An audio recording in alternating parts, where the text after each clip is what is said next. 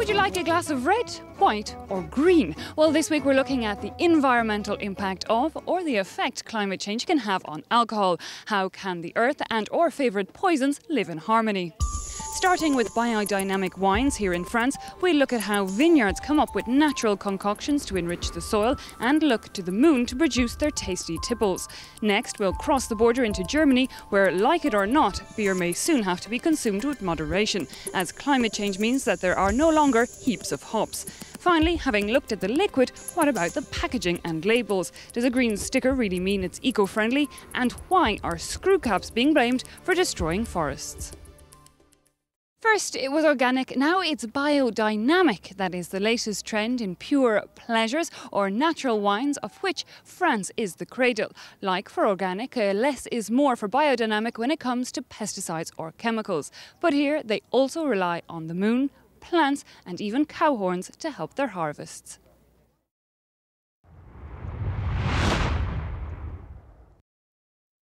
The sun is shining bright, but here in this vineyard it's the moon, the lunar cycle, that dictates the timing of the harvest.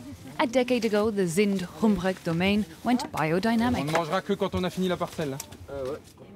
Whether it's the vine or the soil, we don't look at it in a Cartesian or mathematical way, but more emotionally. We try and understand the rhythm of each element to get them to work in harmony.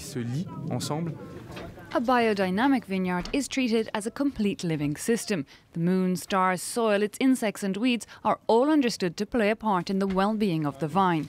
A well-being that is further helped with a range of natural potions.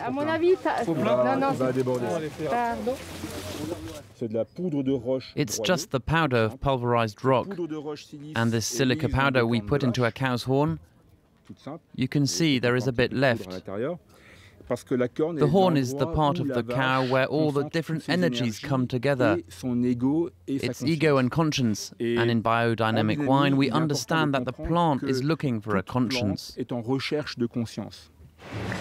Olivier Humbrecht's wine is recognized as one of the best in the region. The result, he says, of nature with no additives. And the idea of genetically modifying a vine is about as appealing to him as pesticides. In terms of quality, to modify a shoot and then only plant this one type of shoot in a vineyard, for me that's a monumental error. A vineyard needs a wealth of diversity. Olivier is not alone in his anti-GM thoughts. A scientific test was ripped up this summer by a group of some 60 people who feel the same. For Jean Masson, it was 5 years of research gone overnight. He has nothing against nature, but says he wants to understand the science of the vine. Biodynamics, without knowing everything it entails or what biodynamic winemakers do, I would say that there may be some good elements, but they don't know the scientific molecules or the group of molecules that activate a plant's defense system, or those which improve its quality. We had the modest aim of trying to understand what happens inside. This, he says, would simply allow all involved to see exactly what the plants need and what harms them. Getting the genetics or following the light of the moon, two methods of protecting French wine which remain sharply divided.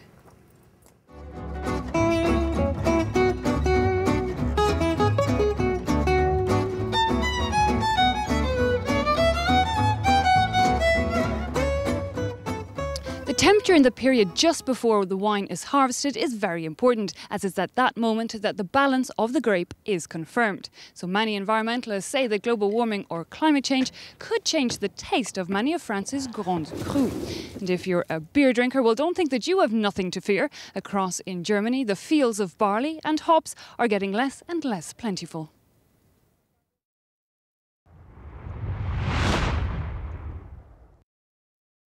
The region of Hallertau in Bavaria. This area of 2,500 square kilometres generates a third of the world's hops. Here they call it beer salt because that's what gives the traditional German drink its characteristic bitterness. But again this year the harvest has been poor. Thomas Schneider lost 40% of his crop. You can see the flowers are dead. First they were exposed to wind, then drought, and then rain. Due to climate change, getting a good yield of hops is now a tough job.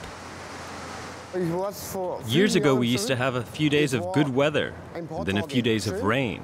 Now we get weeks of it. It's quite extreme. It's up to the Hops Research Institute to preserve the regional traditions, so they're testing out new plants which are more resistant to climate change. If the trend continues and the temperatures keep rising, it could even have an effect on the taste of the beer.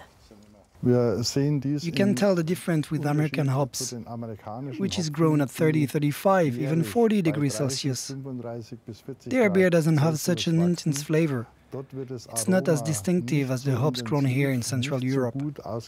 Hops isn't the only ingredient at risk. Barley is also suffering from climate change. But for German brewers, substitutes just aren't an option. They're bound by strict regulations. The German beer purity law, drawn up in 1516, is the oldest consumer regulation in Europe. Here in Au, they follow it to the letter. In China or America, they can add rice or sugar beet to their beer, and with that they get almost the same flavor. But in Germany, the beer purity law says we can't do that. Add climate change to high production costs, and you end up with a pricey beer. The German drink of choice risks becoming something of a luxury.